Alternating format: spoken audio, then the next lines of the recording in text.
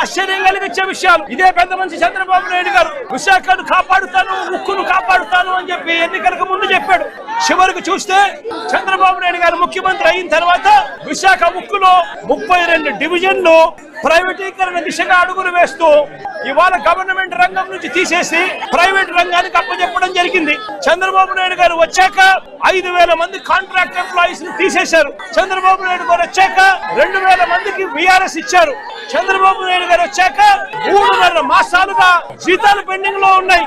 చంద్రబాబు నాయుడు గారు వచ్చాక కార్మికులకు అలవెన్సులు, బోనస్లు తీసేశారు. చంద్రబాబు నాయుడు గారు వచ్చాక ఉద్యోగులకు ఉండే వాటర్లకు సంబంధించి సబ్సిడీ రేటు మీద కరెంట్ ఇచ్చేవారు గతంలో, వాటిని ఖాళీ చేయించాలన్న ఉద్దేశంతో కరెంట్ రేటు యూనిట్ కు 9 రూపాయలు చేసి బలవంతంగా కార్మికులను క్వార్టర్స్ నుంచి ఖాళీ చేయించే కార్యక్రమం చేస్తా ఉన్నారు.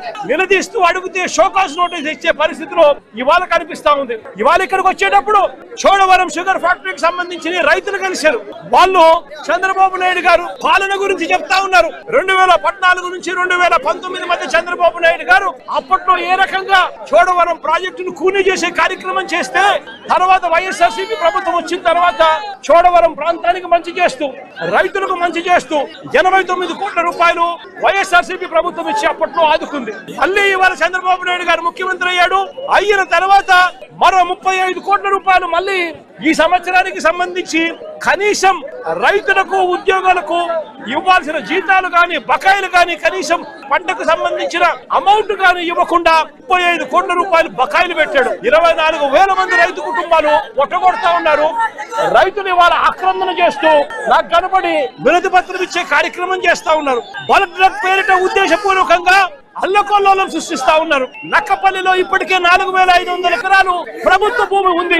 ఆ ప్రభుత్వ భూమిని ఇంకా ఉపయోగించుకునే అవకాశం ఉన్నప్పటికీ కూడా దాన్ని పక్కన పెట్టి మళ్ళీ రాజయ్యపేటలో భూముల కోసం మళ్ళీ చంద్రబాబు నాయుడు గారు నోటిఫికేషన్ ఇచ్చారు. ఇష్టారాజ్యంగా చంద్రబాబు నాయుడు గారు వ్యవహరిస్తున్న తీరుకు అతలాకుతలమవుతా ఉన్న మత్స్యకార బతుకులకు ఎవరు ఊరటనిస్తారు చంద్రబాబు అని చెప్పి చంద్రబాబు నాయుడు గారిని గట్టిగా నిలదీస్తూ అడుగుతా ఉన్నా.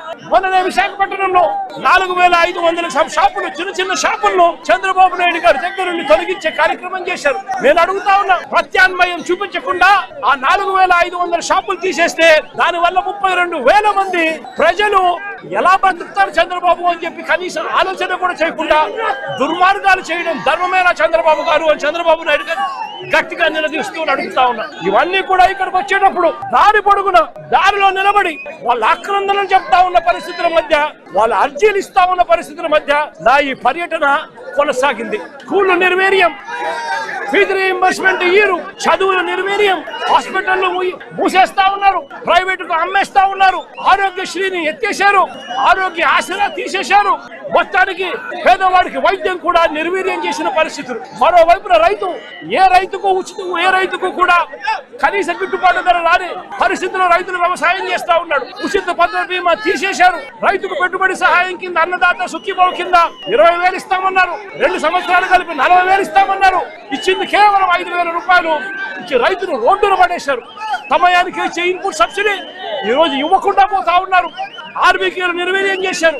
ఈ క్రాప్ కెరమరుగైపోయిన పరిస్థితిలో రైతు వ్యవసాయం కూడా దిగజారిన పరిస్థితిలో ఈ రోజు రైతు బ్రతకలేని పరిస్థితిలో ఈ రోజు రాష్ట్రం కొనసాగుతా ఉంది. మా ప్రభుత్వంలో ఇస్తా ఉన్న పథకాలన్నీ రద్దు చేశాడు. మరోవైపు సూపర్ 6, సూపర్ 7 పూర్తిగా మోసం కింద మారడంతో ఇవాళ పేదల బ్రతుకులు, రైతుల బ్రతుకులు, మహిళల బ్రతుకులు, పిల్లల బ్రతుకులు, చదువుల బ్రతుకులు మొత్తం కూడా రోడ్డు మీదకి వచ్చిన పరిస్థితిలో ఇవాళ రాష్ట్రం ఉంది. అయ్యా చంద్రబాబు, ఇప్పటికైనా బుద్ధి జ్ఞానం ఏదైనా ఉంటే, మనిషి అనే వారికి మార్పు అనేది చాలా అవసరం. బుద్ధి జ్ఞానం ఉంటే మార్పు తెచ్చుకో, ప్రజలకు తోడుగా ఉండి మంచి పేరు తెచ్చుకునే కార్యక్రమం చేసుకో, లేకపోతే చరిత్రహీనులుగా మిగిలిపోతావు చంద్రబాబు అని చెప్పి చంద్రబాబు గట్టిగా వార్నింగ్ ఇస్తా ఉన్నా ఈ సందర్భంగా.